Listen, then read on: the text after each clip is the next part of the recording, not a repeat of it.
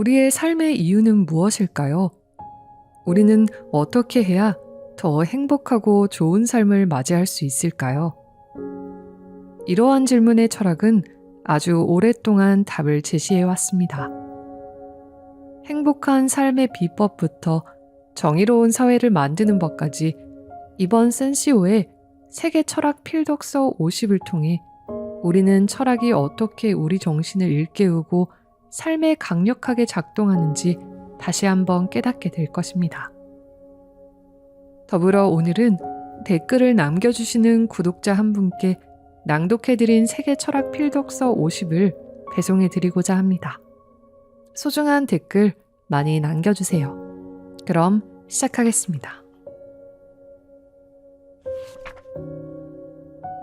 성경 다음으로 가장 많이 인쇄된 도덕교육서이자 정치 이론서, 키케로의 의무론.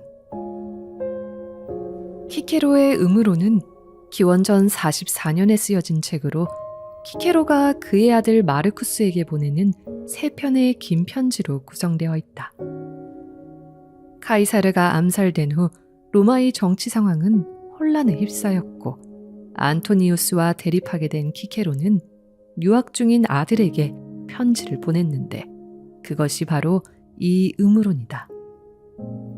당시 키케로는 공화정이었던 로마가 제정으로 넘어가는 걸 막으려고 했었는데 정치가를 꿈꾸는 아들에게 그가 꿈꾸는 체제에서 정치가로서 가져야 할 덕목을 전한 것이다. 따라서 이 책은 정치론적 색채를 띠고 있기도 하다. 서구에서는 도덕과 의무에 관한 고전으로 오래 사랑받아 왔는데 볼테르는 누구도 이보다 더 현명하고 더 진실되며 더 유용한 것을 쓰지 못할 것이다 라고 평했다. 오래 사랑받은 고전답게 성경 다음으로 가장 많이 인쇄된 책이며 라틴어의 모범이 쓴 편지답게 명확하고 술술 익혀 라틴어 강독 교재로도 널리 쓰이고 있다. 의무론의 3편지는 각각 다음과 같은 내용을 담고 있다. 첫 번째 편지에서 키케로는 도덕적 선에 대해 말한다. 도덕적 선을 이루는 4가지 덕인 지혜, 정의, 용기, 인내를 제시하며 이 덕을 이루기 위해 수행해야 할 여러 가지 의무를 말한다. 두 번째 편지에서는 이로운 것과 이롭지 않은 것, 보다 이로운 것 등에 대해 설명하며 세 번째 편지에서는 도덕적인 선과 이로움이 일치하지 않았을 때, 도덕적인 선과 이로움이 일치하지 않았을 때 어떻게 해야 하는지 그 방향성을 알려준다. 의무론에는 또한 왜 철학이 중요한지를 설명하는 부분이 포함되어 있다. 키케로는 아리스토텔레스 이후 헬레니즘 학파, 그 중에서도 스토아 학파의 윤리사상을 전하는데 가장 힘쓴 사람이다. 이 책을 쓴 목적도 철학이 도덕적 사회적 의무를 행하는 데 있어 어떻게 적절한 근거를 제공하는지 보여주기 위해서였다. 그는 이렇게 반문한다. 진실로 의무에 대해 훈계조차 해보지 못한 자가 어떻게 감히 철학을 논할 수 있겠는가? 키케로의 정치적 이력. 먼저 짧게나마 로마 공화정과 로마 제정시대에 걸쳐 있던 키케로의 삶을 살펴보자. 이는 키케로의 저작을 살피는 데 있어 중요한 요소다. 키케로는 로마 남쪽의 지주 가문의 출신으로 귀족은 아니었다. 아들의 출세를 바랐던 아버지로부터 최고의 교육을 받은 후 전장에서 고위급 장성을 보필하는 일을 처음 얻었지만 전쟁을 좋아하지 않았던 탓에 로마로 돌아와 변호인의 길을 걷게 되었을 때 기뻐했다. 그는 뛰어난 변론 솜씨로 로마의 유명 인사로 부상했다. 그렇지만 그는 그리스 철학과 법을 배우길 열망해 2년간 그리스와 아시아를 여행하면서 제논과 파이디로스 같은 에피쿠로스 학파의 연설을 들었다. 31살의 키케로는 시칠리아의 재무관으로 선출되면서 공직에 진출했는데 그의 진실성이 현지 주민들을 크게 감명시켜 탐욕스런 총독 베레스를 몰아내는 과정에서 시칠리아 대표로 추대되기도 했다. 37살에는 안찰관이 되어 로마의 각종 경기와 여흥거리를 준비하는 일을 맡았고 40살에는 법무관에 올랐다. 오늘날의 수상이나 대통령에 해당하는 로마의 집정관에 선출되어 권력의 정점에 올랐다. 원로원 가문의 출신이 아닌 지방 신출내기로서는 대단한 쾌거였다. 키케로는 로마가 공화정 체제를 유지하고는 있으나 내정가 율리우스 카이스르 같은 독재자의 등장으로 사회가 점점 혼탁해져 가던 시기에 성년을 맞이했다. 이제 집정관이 된 그는 진정한 로마의 수호자가 되기로 자처했다. 카틸리나의 음모가 그 시험대가 되었다. 당시 집정관이 되지 못해 불만을 품은 원로원 의원 카틸리나가 그를 해하고 무력으로 국가를 장악하려고 했던 것이다. 키케로는 이 사실을 눈치채고 오늘날 계엄령에 해당하는 원로원 최종 권고를 선포했다. 그는 반역자들을 체포해 재판 없이 처형했다. 이 사건을 공화정에 대한 공격으로 규정했던 것이다. 하지만 이런 단호한 조치는 훗날 원로원의 정적인 푸블리우스 클로디우스가 재판 없이 시민을 처형하는 자는 누구든 고발한다는 법을 제정했을 때 키케로에게 역으로 되돌아왔다.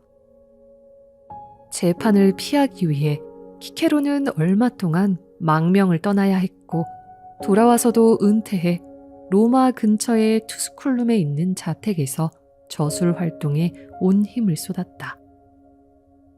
불과 2년 만에 투스쿨룸에서의 담론, 우정에 관하여, 키케론의 의무론 등 그의 유명한 저서 대부분을 완성했다.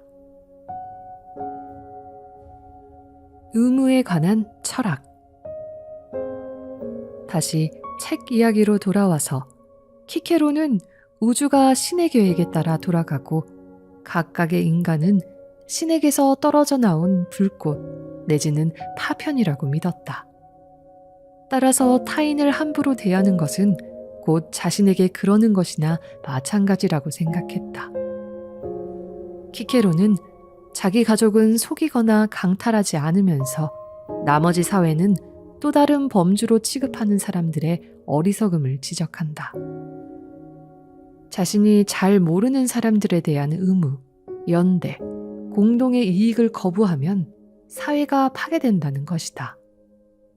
마찬가지로 동료 시민은 열심히 배려하면서도 이방인에게 그러지 않은 자들은 보편적인 인류애를 파괴하는 것이고 그로 인해 온갖 호의나 정의도 완전히 소멸할 터였다. 키케로는 플라톤의 말을 인용한다. 우리는 우리 자신만을 위해 태어난 것이 아니며 국가는 우리들 본래의 몫과 친구들의 몫을 옹호한다. 우리는 서로를 위해 태어난 사회적 동물이다. 키케로가 말하는 삶의 목표는 다음과 같이 단순하다. 친절한 행동과 서로의 의무를 주고받음으로써 공동의 이익에 기여하고 우리의 기술, 노동, 재능을 통해 인간과 인간의 결속을 공고히 하는 것이다. 키케로는 가장 무거운 의무를 져야 할 우선순위를 제시한다. 최우선은 국가와 부모다. 그 다음은 우리가 부양해 주기를 바라고 또 달리 의지할 데가 없는 자식과 가족이다. 마지막은 우리의 동포로서 서로 좋은 관계를 유지하며 공동의 대의 아래 뭉쳐야 한다.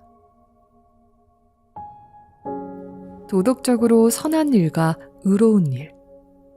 키케로는 이로운 일을 위해 때로는 도덕적으로 선한 일을 포기해야 한다는 통념을 깨트리고자 했다.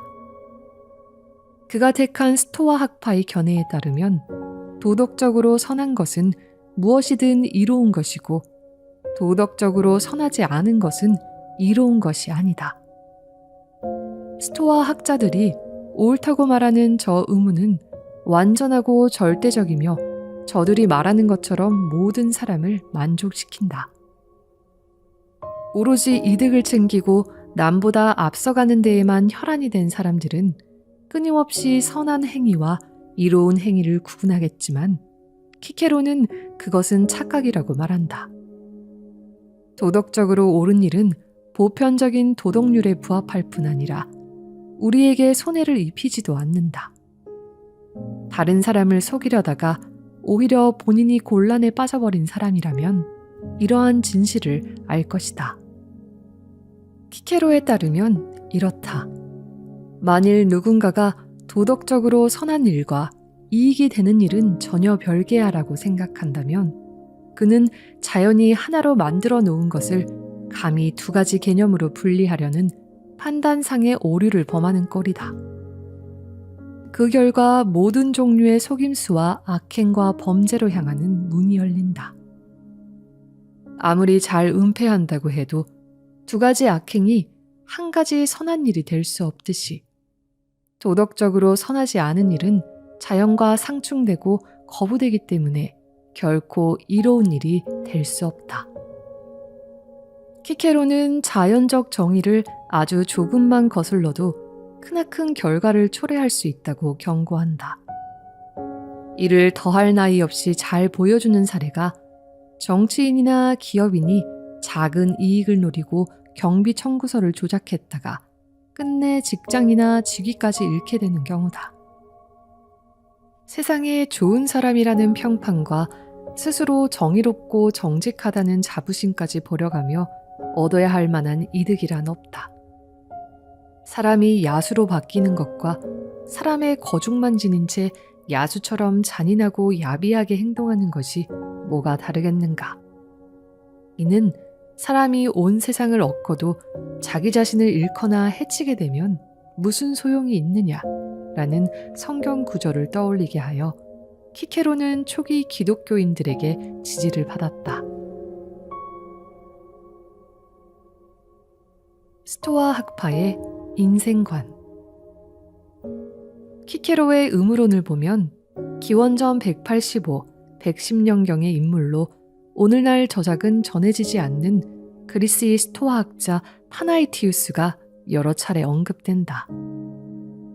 키케로는 다양한 문제에 관한 스토아 학파의 인생관을 거침없이 설명해 나가는데 일부를 요약해보면 다음과 같다.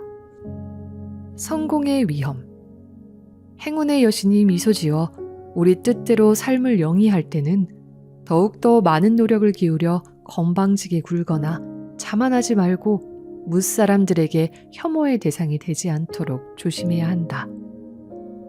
만사가 순조롭게 잘 풀려나갈 때는 역경에 부닥쳤을 때처럼 경망스러운 행동을 하는 것이 온당하지 않기 때문이다. 절제와 자제. 무모하거나 부주의한 행동은 일절 하지 말아야 하며 합리적인 동기를 설명할 수 없는 행동은 무엇이든 해서는 안 된다. 이 말에 사실상 의무의 정의가 담겨 있다.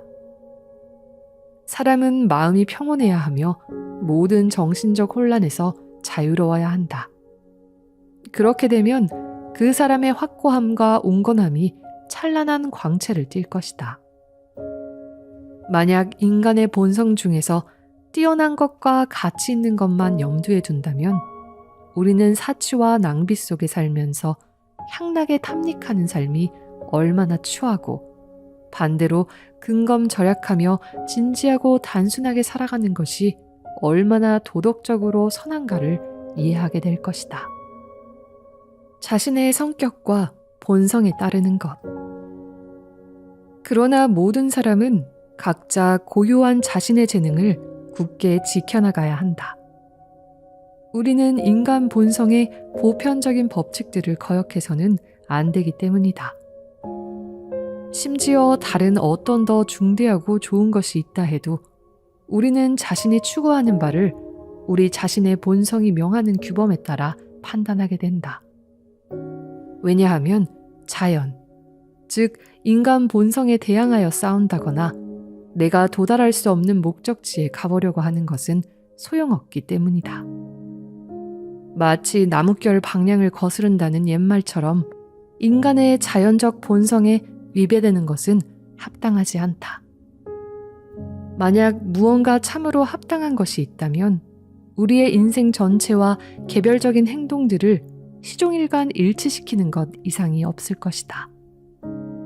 그리고 만약 다른 사람들의 본성을 모방하면서 자신의 본성을 무시한다면 이런 일관성은 결코 유지될 수 없을 것이다. 권력의 행사에 대하여 키케로는 정의와 동떨어져 있는 지식은 지혜라기보다는 오히려 광교함이라 불러야 한다는 플라톤의 말을 언급한다. 위험에 대비하는 정신 자세도 공익에 근거한 것이 아니라면 용기 있다기보다는 오히려 뻔뻔스럽다고 말해야 한다. 역설적으로 야망이 큰 사람일수록 자신의 목표를 달성하거나 명성을 얻기 위해 무슨 짓이든 하려는 헛된 유혹에 빠지기 쉽다. 명예를 누리는 사람일수록 그 위치에 도달하기까지 겪어야 했던 시련과 위험이 그들에게 나는 그럴 자격이 있어라는 생각을 심어주어 권력에 연연하거나 자신의 몫이 아닌 것을 받아들이는데 취약하게 만들 것이다. 키케로의 역량. 키케로는 모순적이다. 그는 로마 공화정과 법치주의의 이상을 지지했으나 다른 한편으로 몇몇 반역자들을 재판도 없이 처형했다. 아무리 계엄령이 내려진 상태였다고 해도 반역자들 역시 시민이었기에 많은 사람이 이를 용서할 수 없는 처사로 생각했다. 그렇지만 키케로의 영향력만큼은 누구도 부인할 수 없다. 그는 그리스 철학, 특히 플라톤의 철학을 로마의 지식인층에 알리는데 크게 기여했다. 그의 세계관은 기독교 철학자들에게 영향을 미쳤고 특히 성 아우구스티누스는 키케로의 호르텐시우스를 읽고 인생이 바뀌었다고 전해진다. 또 키케로의 윤리학과 자연법 개념은 중세 기독교 철학의 토대를 마련했다. 에라스무스 같은 철학자들은 키케로가 원형적인 인본주의자라고 주장했고 계몽주의 사상가인 볼테르와 흉은 키케로의 회의적이고 관용적인 세계관을 예찬했다. 그의 공화정 이상은 미국 건국의 아버지들에게 지대한 영향을 미쳤고 프랑스 혁명가들에게까지 전수되었다. 다만 프리드리 엥겔스는 키케로가 정치적, 경제적 권력을 부유층 이상으로까지 확대하는 데에는 전혀 관심이 없었다고 비난했다. 강경하고 비타협적인 관료로서 키케로는 개인적인 열망을 희생해서라도 의무를 지켜야 한다고 믿던 강직한 사람이라는 인상을 준다. 그렇지만 그의 인본주의는 술라나 카이사르 같은 잔인한 독재자와 대조적이었고 그는 가능하다면 모든 사람이 자신의 특성에 맞는 직업을 가져야 한다고 설득하는데 힘을 쏟았다. 이러한 견해는 스토아 철학이 그 엄격한 의무감으로 정평이 나 있지만 실은 개개인과 그들이 세상에서 할 수 있는 저마다의 고유한 역할을 중시했음을 말해준다.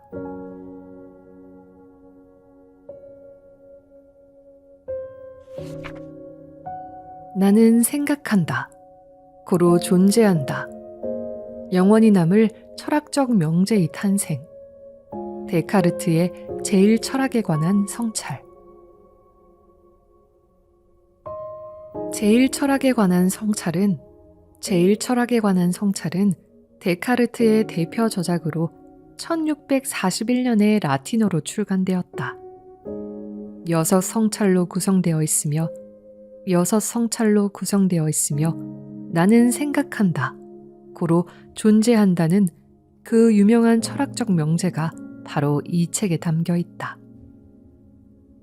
이 철학적 명제는 한마디로 신중심적 사고에 물들어 있던 중세 철학에 내민 도전장이었다.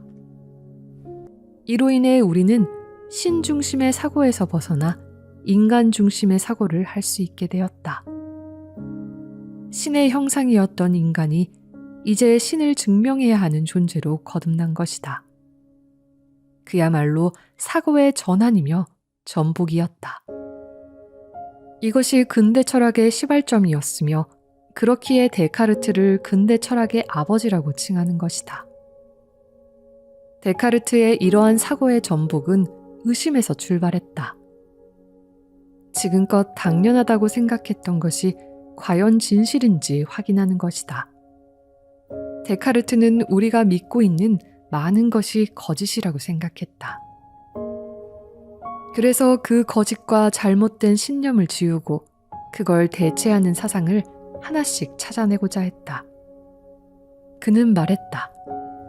학문에서 무엇이든 확고한 것을 정립하려면 일생에 한 번은 모든 것을 뒤집어 엎고 최초의 토대에서 다시 시작해야 한다. 제1철학에 관한 성찰을 통해 데카르트는 그가 무엇을 알 수 있는지를 확인하고자 했다. 그리고 모든 것을 의심해도 의심하는 내가 있다는 의심할 수 없는 단 하나의 명제를 얻었다. 생각하는 인간을 강조한 데카르트의 철학은 이후 스피노자, 칸트, 헤겔 등 후대의 많은 사상가에게 영향을 주었다. 심지어 헤겔은 데카르트를 철학의 신대륙을 발견한 영웅이라고까지 칭했다.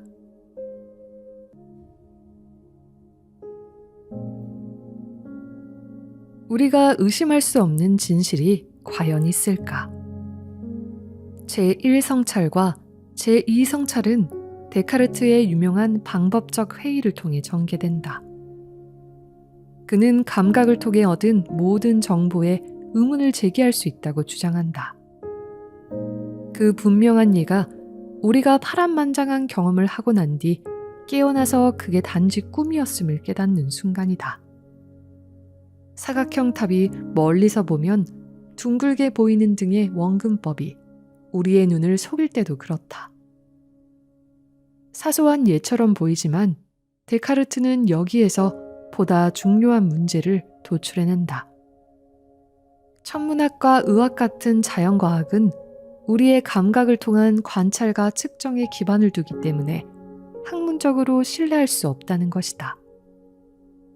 데카르트는 기하학과 수학처럼 세상의 다른 어떤 존재에도 기초하지 않는 학문은 신뢰할 수 있다고 본다. 이러한 학문은 추상성 때문에 항상 옳다. 이와 이를 더하면 내가 꿈을 꾸든 말든 간에 답은 언제나 사다. 그러나 인간은 빈번히 계산 오류를 저지르기 때문에 우리는 모든 수학적 판단의 정확성 역시 의심해봐야 한다. 그러므로 이런 학문에서도 확고한 지식이 존재한다고는 말할 수 없다. 이렇듯 우리의 지식 기반이 얼마나 불확실하고 불안한지를 지적하던 데카르트는 문득 의지할 수 있는 한 가지를 발견한다. 우리가 일부 지식에 호도당하거나 우리가 아는 모든 지식에 속고 있다면 어쨌든 그런 속임을 당하는 나가 있어야 한다는 것이다. 나는 이로부터 내가 하나의 실체고 그 본질 혹은 본성은 오로지 생각하는 것이며 존재하기 위해 아무런 장소도 필요 없고 또 어떤 물질적 사물에도 의존하지 않는다는 결론에 이르렀다. 인간의 본질은 생각하는 존재라는 것이다. 이 세상에 대한 우리의 모든 판단이 잘못되었다고 해도 또 우리가 사실이라고 인식하는 것에 끊임없이 속고 있더라도 우리가 인식을 하고 의식을 갖고 있다는 사실만은 의심할 수 없다. 이런 일련의 사고를 통해 데카르트는 나는 생각한다, 고로 존재한다라는 유명한 결론에 도달한다. 라틴어로 코기토 에르고 숨이라고 하며 코기토 명제라고도 불린다. 나는 세계에 하늘, 땅, 정신, 물체 등 아무것도 없다고 스스로를 설득해왔다. 그렇다면 나 자신도 역시 없다는 결론이 나오지 않을까? 그렇지는 않다. 내가 만일 나에게 어떤 것을 설득했다면 분명히 나는 존재해야 한다.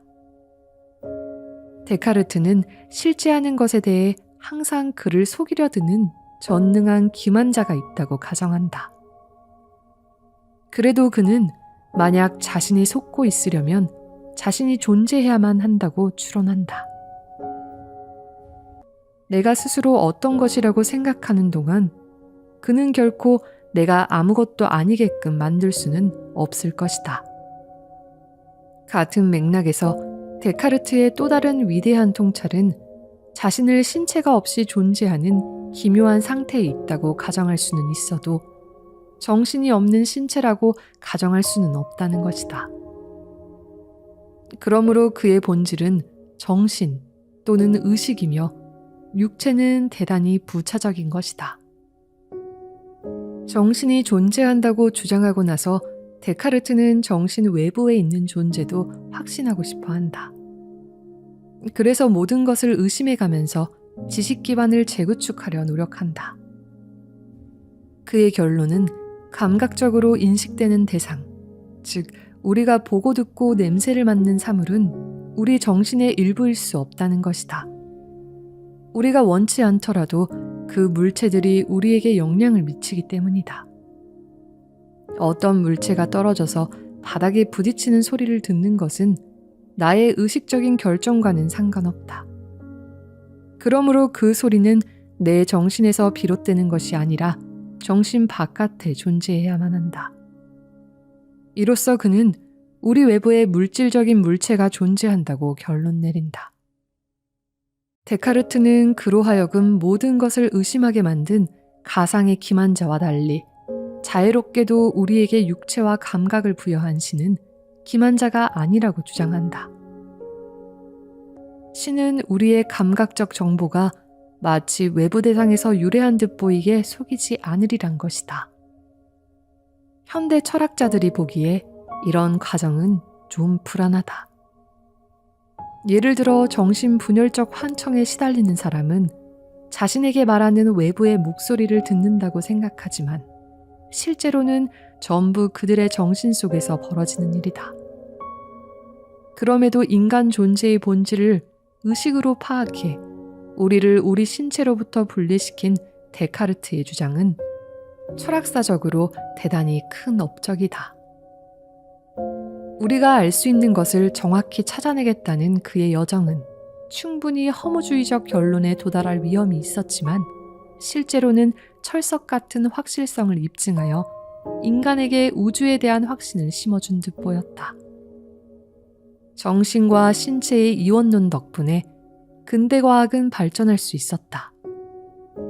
우리의 육체와 다른 동물을 포함한 관찰 대상과 관찰 주제를 명확히 나누었기 때문이다. 인간은 관찰 및 추론 능력이라는 특권을 부여받아 자연을 지배하고 완벽을 지향하는 사물을 만드는 것이 정당화되었다. 우리의 의식은 전지전능하고 만물을 꿰뚫어 보는 신의 축소판인 것이다.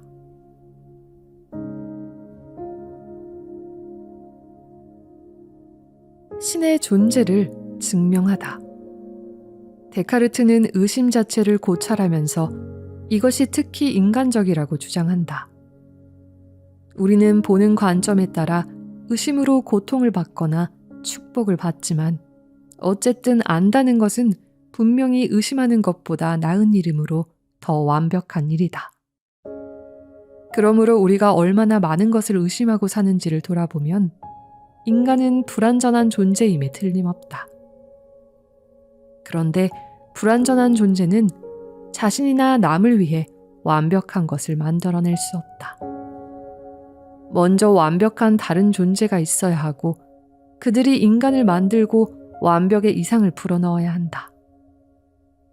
데카르트는 만약 그가 자신을 창조했다면 자신이 완벽해야 할 텐데 자신은 그렇지 않으므로 어딘가 우리를 창조한 다른 존재가 있어야만 한다고 추론한다.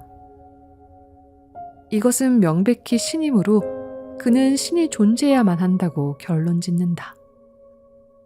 데카르트에게 신의 관념은 단순히 인간이 만들어낸 망상이 아니라 창조주가 우리에게 심어주려 했던 가장 중요한 생각이었다. 이런 관념을 통해 우리는 스스로 완벽하지는 않아도 완벽한 존재로부터 유래했다고 생각할 수 있게 되었다. 실제로 데카르트는 신의 관념이 신이 우리에게 새겨놓은 창조주의 표식이라고 말한다. 데카르트의 신은 전능할 뿐만 아니라 자애로워서 인간의 자체적인 추론을 통해 신이 현존한다는 진리에 도달하기를 기다리고 그 과정을 지원하며 심지어 우리가 모든 것을 의심하는 지점에 도달하기를 기대할 정도다. 그렇지만 신은 우리가 추론을 통해 결국 본질적인 진리로 회귀하기를 바란다. 신은 인간을 어느 하나의 막다른 골목으로 내몰지 않는다. 신성은 우리에게 신앙이나 이성 중 어느 하나를 통해서 모든 것을 말해주지 않는다. 우리는 시험을 하고 질문을 하며 스스로 찾아나가야 한다. 데카르트는 점점 신앙이 없는 것은 그릇된 일이라고 믿게 되었지만 그럼에도 종교와 과학이 각각 정신과 물질을 상징한다고 보아 두 가지를 분리하는 개념을 고수했다. 궁극적으로는 과학, 예술, 추론에 있어서 인간의 모든 성취가 진리로 돌아가는 방법이고 물질은 단지 그런 진리가 표출된 것에 불과했다.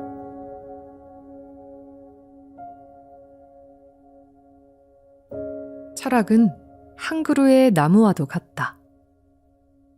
현대 철학자들은 데카르트의 형이상학적 측면을 슬쩍 얼버무리거나 비난하면서 그의 탁월한 세계관에 오게티 정도로 여기는 경향이 있다.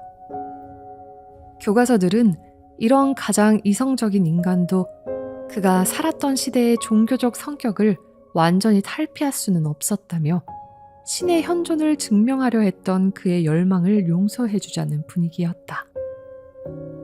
그런데 정말로 데카르트가 오늘날 살아있었다면 그런 형이상학의 흙탕물 속에는 발조차 담그지 않았을까? 데카르트는 이렇게 말했다.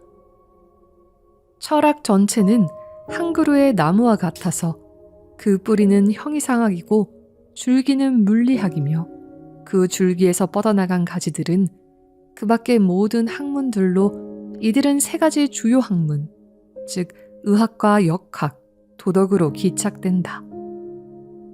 데카르트의 지식의 나무에서 형이상학이 그 뿌리에 해당한다. 그의 의식, 심신유언론, 자연과학에 대한 애정은 단순히 가지에 불과하다.